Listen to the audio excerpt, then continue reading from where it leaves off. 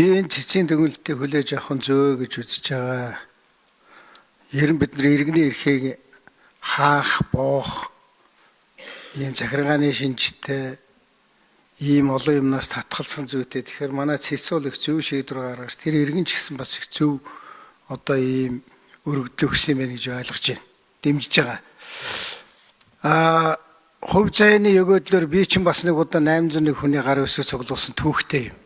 Тэгээ энэ их шүү. Бас их төвөгтэй. Тэгээ яг ингээл нэг юм цаас тавиад иргэд рүү зарлаад таньдаг мэддэг хүнээ явуулаад баахаантай авчраа. Тэгээ юун цаана зовд ихээр нөгөө тийм нь хасаад 801-с доош оруулаа хийдэг юм биш байгаа гэж хүртэл бодогддгийг. Тийм учраас энэний босох нь их өндөр юм шиг байлаа. Энийг багасгах хэрэгтэй. Дахиад энд нэг нарчсан нийгэмд энэ бие даагчийг хаахгүй байх нэг зүйл, нэг сайн зүйл байгаа. Тэр бол энэ намууд чинь нам биш болцсон тохиолдолд бол тэгвэл эвлэлд нэгт хэрхийг мэн одоо чинь тань дээр таарахгүй бол да намын дарагч усаа ичвэл бие даагаас өөр намаас дэвшигтэй биш гэдэг. Иймэрхүү нөхцлүүд ийм хувь хүний хувьд эрхийг нь ингээ хамгаалсан нэг зөв зүйтэй юм байна гэж бодсон. Харин нэг муу юм их ажиглагдсан. Хоёр сонгуульд бай ажиглаж байсан.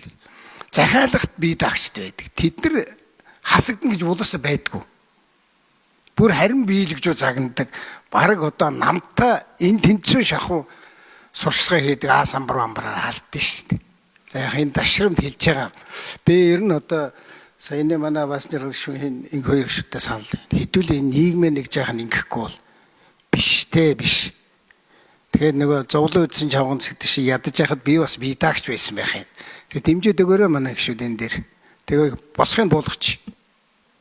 Би бас энэ үндсэн хуулийн цэцгийн дүгнэлтийг дэмжиж байгаа. Сая алтан гишүүний хэлдэг зовлон би бас яг өөрөө үзсэн. Тэгвэл би энийг бүр тех тусмаа дэмжих ёстой гэж бодож байгаа. 2020 онд манай дүүрэг дээр яг Д Цогтбаатар гэдэг хүнийг дэвшүүлээд тэгээд тэр ёстой ямар ч асуудалгүйгээр тэр цаанаас нь мөнгө цаасыг босгоод тэр 800 хүний гарын үсгийг цуглуулад тэр хүн аягүй олон санал авд юм билээ. Яг тэр юугээр тэр чинь хүн андуураад Д Цогтбаатар гэхлээр тийш зөндөө санал явчт юм билээ.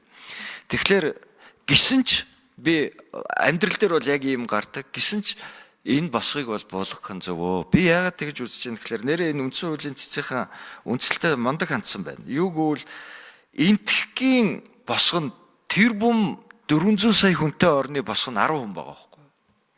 Их Британих 10 хүн.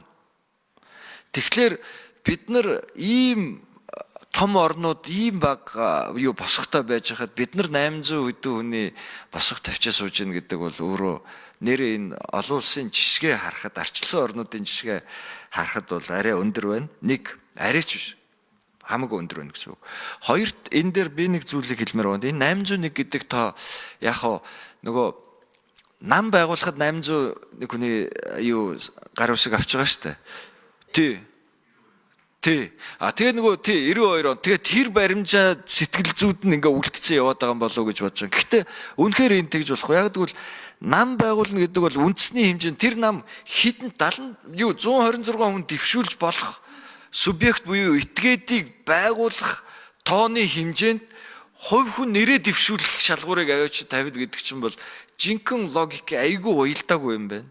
Тийм учраас энийг бол буулгах нь зөв гэж бодож байна. Зүгээр яг буулгах таар нь би энэ түрүү Батамгалан гишүүн асууж илээ. Энд яг ингээ буулга гэдэг яг заацсан чи малга гэдэг. Яг үн тэр тогтоох хэсэг дээр байхгүй байгаа ч гэсэн энэний ерөөсөө үзэл баримтлал тэр чигтээ энэ их вэн шүү буулгах нь зөв гэж байгаа юм байлаа. Нэг хоёрт нэг зүйлийг би харин бодож байгаа. Цаашдаа их хурал дээр боловсруулахад энийг манайхан бодолцсон үйз хуулийн төсөл хэрэг боловсруулад явбал тэр нь юу гэсэн үг вэ гэхээр би үл ингэж бодсон. Сонгуулийн ерөнхий хороод тухайн жилдээ сонгуульд оролцох намуудын нөгөө гишүүн дэвшүүлэх баг хурал байна шүү дээ. Одоо өөрийнх нь хамгийн баг гишүүттэй баг хуралтай намын нэр дэвших босгоор нь тоогийн тэр жилдээ л тогтоогод өгч. Яг гэвэл нэрээ тэхгүй бол жишээл босохгүй болгочих юм бол намаас нэр дэвшиж байгаа гишүүдийг ялгарлага адуурах юм лээ. Бид нар чи яг гэвэл нөгөө санал авч байгаа шүү дээ. Бас баг хурлаасаа санал авч байгаа шүү дээ хүний. Тэгэхээр нөгөө хүмүүс ямар ч саналгүй болчихлоор энэ хөөе энэ босгын асуудал нэрээ гарч болчихгүй юм байлээ. Тэгэхээр би зүгээр энэ бол гэхдээ цаашдаа хууль боловсруулахдаа яаж яах вэ? Миний бол нэг хувилбар энэ ба тэгээд өөртөө бодож байгаад эсвэл энэ Британи эднэр шигч бүр багсагчд юм уу тэгээд гаргана үстэй гэж бодож байгаа.